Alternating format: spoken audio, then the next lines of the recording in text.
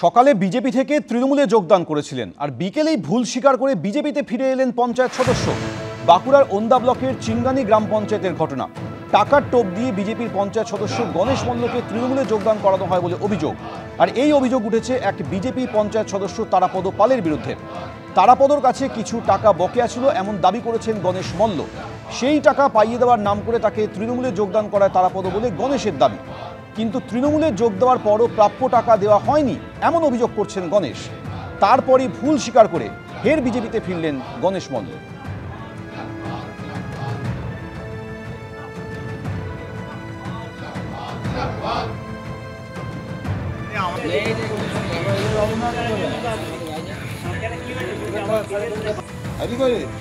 আমি তারাপদ পালের কাছে টাকা পাই, 1 বছর যাবত কাজ করেছি। আমার বউ অসুস্থ, টাকা চাইলাম, আমি হাসপাতালেই ছিলাম। যে আমার বললো আজকে টাকা দেওয়া হবে, যে তৃণমূল পার্টি অফিসে করে আমাকে নিয়ে যে তৃণমূলে যোগদান করতে বলেছিল। আমি যোগদান করলাম, দিয়ে অনেক লোকজন দেখে আমি যোগদান করলাম। যোগদান করার পর আমাকে বলছে পরে টাকা পয়সা দেওয়া হবে।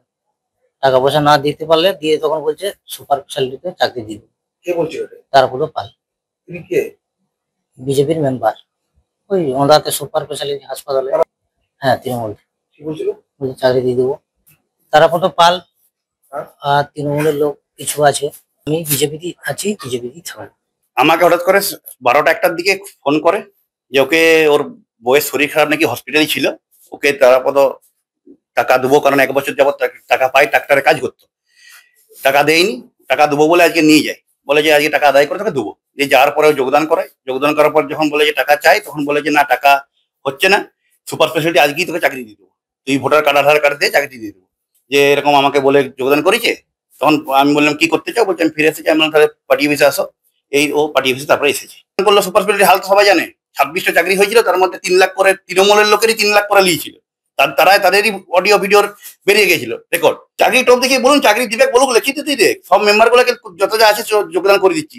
কে দিবে বলুক, একটা ইশতেহার প্রকাশ করুক। চাকরি যাচ্ছে সবাইকা, 26,000 চাকরি চলে গেল, আর প্রাইমারি যাবে 32,000। আবার সবাইকে চাকরি যাচ্ছে, ওরা চাকরি দিবে? 26-এ পরে কোনো তৃণমূল দলটাই থাকবে না, ওর কোথায় চাকরিটা দিবে? বাংলাদেশের ছবি ফিরল নেপালে। জলেশ্বর থেকে কাঠমান্ডু একের পর এক জেল থেকে পালালো বন্দিরা। দিল্লি বাজার বীরগঞ্জে জেল ভাঙার চেষ্টা করে কয়েদিরা। জেল ভেঙে পালানোর সময় বীরগঞ্জে 3 কয়েদিকে লক্ষ্য করে চালানো হয় গুলি। একদিকে জনরোষে চলছে নেপাল, তারই মধ্যে চলেছে লুটতারাজ, অগ্নিসংযোগ, সরকারি সম্পত্তি হানিও। আন্দোলনে সুযোগ নিচ্ছে দুষ্কৃতীরাও। একের পর এক জেল ভেঙে পালানোর চেষ্টা করছে আসামিরা। বীরগঞ্জ থেকে কাঠমান্ডু, বাঁকে থেকে জলেশ্বর, জেল থেকে চম্পট দিচ্ছে বন্দিরা। কোথাও চলছে জেলে অবাধে ভাঙচুর। যেমন ভারত নেপাল সীমান্ত এলাকায় বীরগঞ্জের এই জেল ভেঙে পালানোর চেষ্টা করে বন্দিরা। কয়েদিদের আটকাতে গুলি চালায় নিরাপত্তা রক্ষীরা। গুলিবিদ্ধ হয় 3 জন বন্দি, তাদের হাসপাতালে নিয়ে যাওয়া হয়। ये सबसे इम्पॉर्टेंट इलाका है, घंटा घर इलाका नेपाल के बीरगंज का, और इस वक्त पुलिस लगातार, आर्मी मार्च कर रही है इस इलाके में। और ये एक तस्वीर आपको मैं दिखा रही हूँ घंटा घर के सामने की। और ये देखिए किस तरीके से पूरे सड़क पर इस वक्त सन्नाटा पसरा हुआ है। ये जो पूरा रास्ता है, मेन हाईवे का रास्ता है, इसमें आप यहाँ पर देख सकते हैं कि किस तरीके से सब कुछ बंद है, क्योंकि यहाँ थोड़ी देर पहले तक आग की लपटें थी और रेड क्रॉस की टीम यहाँ पर पहुँची हुई है रेस्क्यू करने के लिए, साफ़ सफाई करने के लिए।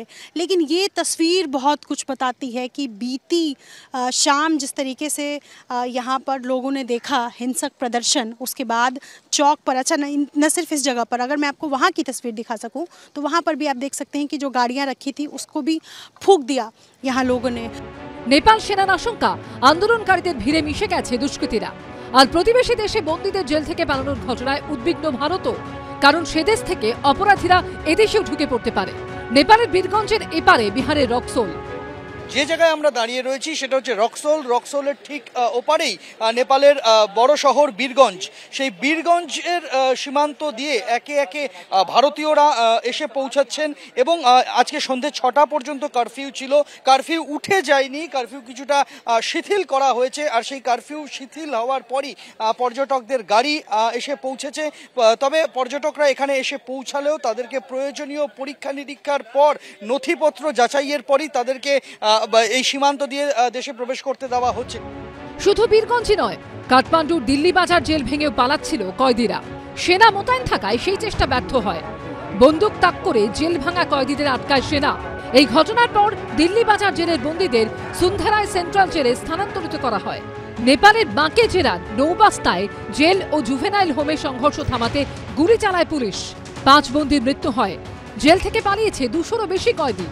এদের মধ্যে 149 জন সাজাপ্রাপ্ত আসামি ও 76 জন বিচারাধীন বন্দী। বাঁকে জুভেনাইল হোম থেকে উধাও বহু নাবালক। বাঁকে জেলে সেনা মোতায়েন করা হয়েছে। নেপালের মাধ্যেশ প্রদেশের জলেশ্বরে জেলের দেওয়াল ভেঙে পালিয়েছে 900 জন কয়েদি। লুম্বিনী প্রদেশের নওয়ালপারাসি পশ্চিম জেলায় জেল ভেঙে পালিয়েছে 500-রও বেশি বন্দী। জেলের ভিতরে তারা আগুনও লাগিয়ে দেয়। অন্যদিকে নেপালের জেল পালানো কয়েদিদের একাংশ ভারতে ঢোকার চেষ্টা করে। উত্তরপ্রদেশের সিদ্ধার্থনগর সীমান্ত থেকে 5 জনকে পাকড়াও করে এসএসপি। পরে পুলিশ তাদের গ্রেফতার করে। সন্দীপ সরকার, হিন্দোল দে ও কৃষ্ণেন্দু অধিকারী রিপোর্ট, এবিপি আনন্দ। অশান্তির হাত থেকে কোনো ক্রমে রক্ষা পেল নেপালের বিখ্যাত পশুপতিনাথ মন্দির। সেখানেও লুটপাট ভাঙচুরের চেষ্টা চালানো হয়। এলাকা ঘিরে ফেলে সেনাবাহিনী। বন্ধ করে দেওয়া হয় মন্দিরের দরজা।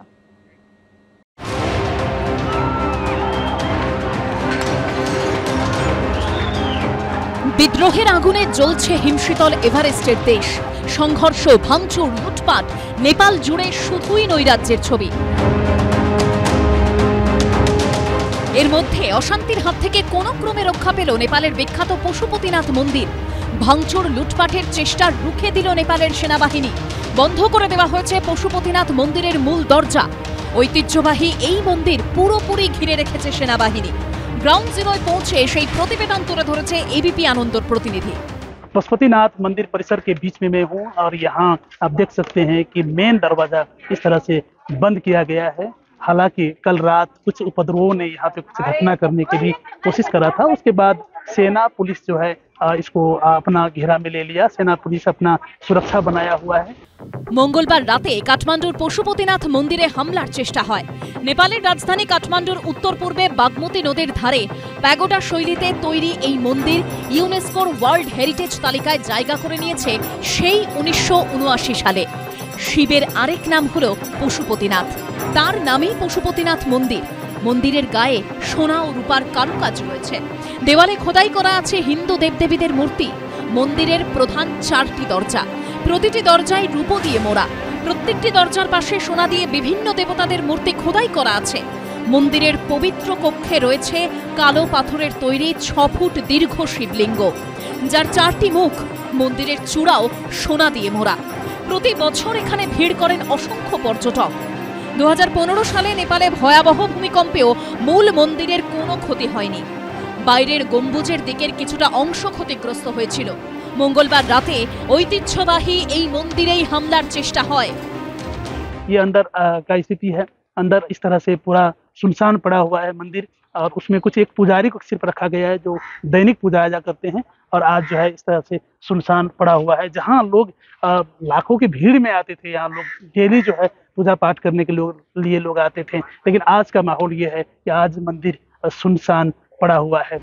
পশুপতিনাথ মন্দিরের নিরাপত্তার দায়িত্ব নিয়েছে সেনা ও পুলিশ। মন্দিরে যাওয়ার রাস্তা গোশালা চকেও চলছে সেনার টহল। সন্দীপ সরকার, উজ্জ্বল মুখোপাধ্যায় ও সনদ শাহর রিপোর্ট, এবিপি আনন্দ।